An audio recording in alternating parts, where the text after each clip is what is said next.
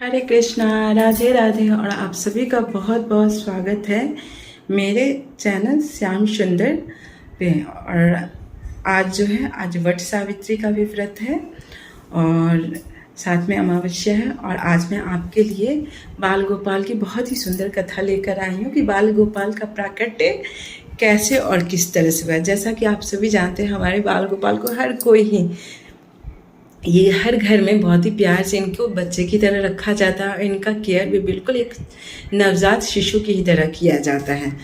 तो बात और इनका प्राकट्य किस तरह से हुआ, ये किस तरह से प्रचलन में आए, इनकी कथा मैं लेकर आई हूँ। तो वृंदावन में कुंभन दास नाम के एक व्यक्ति थे जो अपने 6 साल के बच्चे के साथ रहते थे। और उनके पास ना श्री कृष्ण की, ठाकुर जी की बांसुरी लिए अष्टधातु का विग्रह था। और उनकी बहुत बहुत अनन्य भक्त थे। उनकी मतलब सवेरे उठ जाते थे और मतलब सुबह से लेकर शाम तक इनकी सेवा शुश्रूषा में लगे रहते थे। और इनकी वजह से वो कहीं जाते भी नहीं थे, क्योंकि उन्हें लगता था कि अगर बाई चांस कहीं इधर उधर चले गए तो प्रभु की सेवा में त्रुटि हो जाएगी और शायद कभी देर हो जाए। और देर सवेरे होने के कारण कभी ये घर से बाहर नहीं जाते थे और दिन रात प्रभु की सेवा में लगे रहते थे।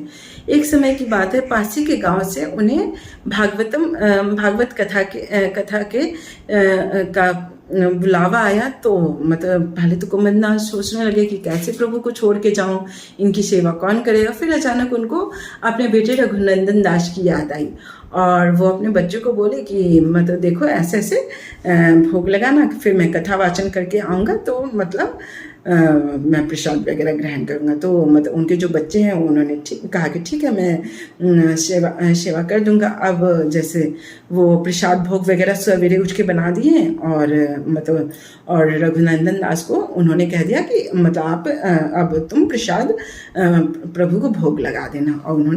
और वो वहाँ से चले गए कथा वाचन के लिए।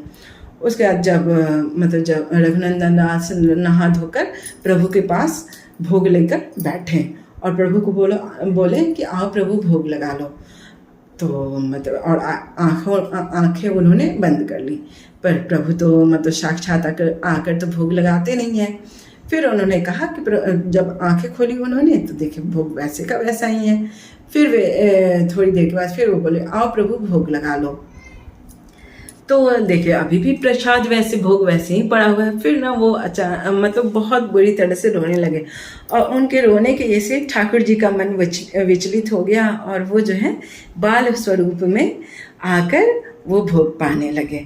और भोग मतलब उसका भोग पाकर और वो फिर वहाँ से चले गए। उसका जब उनके पिता आए तो उन्होंने कहा कि मतलब जैसे रघुनंदन दास आप तुमने भोग लगाया था। तो उन्होंने कहा कि हाँ मैंने भोग लगाया था।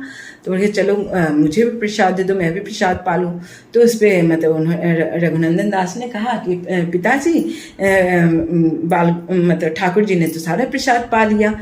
तो थोड़ा सा कुंभन दास को थोड़ा विचित्र सा लगा कि प्रभु कैसे प्रसाद पा सकते हो। तो उन्हें लगा कि हो सकता है कि बच्चे को भूख लगा होगा, इस कारण जो इसने सारा ही प्रसाद पा लिया। तो उन्होंने फिर मतलब जैसे ऐसा करते करते मतलब जैसे 7 दिन व्यतीत हो गए। और रोज वैसे ही मतलब जैसे रघुनंदन दास भोग की थाली लेकर बैठते प्रभु के पास, आंखें बंद करते और बोलते कि आओ प्रभु भोग पालो। और ठाकुर जी आते बाल स्वरूप में और मतलब प्रसाद पाते और चले जाते। ऐसा करते करते तो थोड़ा और कुंभन दास जब भी प्रसाद के लिए कहते तो रघुनंदन दास यही कह देते कि प्रभु ने पूरा ही प्रसाद पा लिया। एक दिन मतलब जैसे कुंभन दास ने इस चीज़ का पता लगाने के लिए कि कहा कि ठीक है, मैं भागवत कथा वाचन के लिए जा रहा हूँ कि तुम मतलब जैसे लड्डू बना दिया है मैंने कि तुम प्रभु को भोग लगा देना। तो उस पर उन्होंने कहा ठीक है।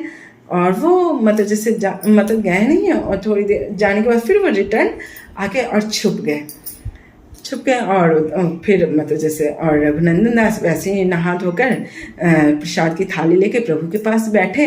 और अब प्रभु भी जो है ना उनकी एक आवाज़ पे आ जाया करते थे। और उन्होंने कहा आओ प्रभु भोग पालो। और ठीक बाल गोपाल जो है एक बच्चे के स्वरूप में आकर भोग लगाने लगे। एक थोड़ा लड्डू मुंह में, एक लड्डू हाथ, आधा लड्डू हाथ में, दूसरा आधा लड्डू दूसरे हाथ में।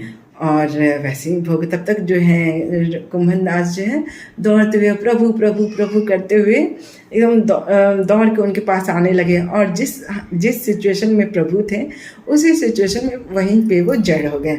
और देखिए बिल्कुल वही चीज़ है, इनके एक हाथ में लड्डू है, इनके दूसरे हाथ में भी लड्डू ही है। तो और तब से इनकी पूजा जो है प्रचलन में आ गई। और आप बताइएगा आज की कहानी कैसी लगी आपको। और आप प्लीज़ मेरे चैनल को लाइक शेयर एंड सब्सक्राइब कीजिएगा। हरे कृष्णा, राधे राधे।